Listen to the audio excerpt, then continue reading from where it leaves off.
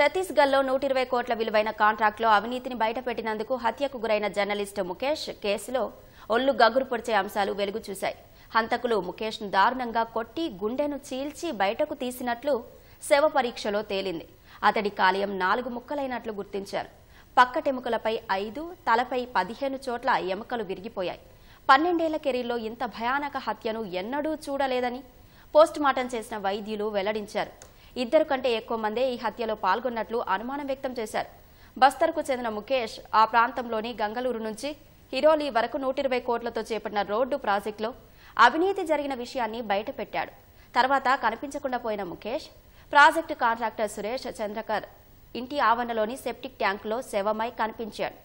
ఇప్పటికే కేసులో 3 అరెస్టు చేసిన పోలీసులు ఆదివారం హైదరాబాద్లో ప్రధాన నిందితుడు కాంట్రాక్టర్ సురేష్ చంద్రకర్ను అరెస్టు చేశారు. అతడు ముఖేష్కు దూరపు బంధువు అని గుర్తించారు. సురేష్ బ్యాంకు ఖాతాలను సీజ్ చేసి అక్రమంగా నిర్మిస్తున్న యాడ్ను అధికారులు ధ్వంసం చేశారు.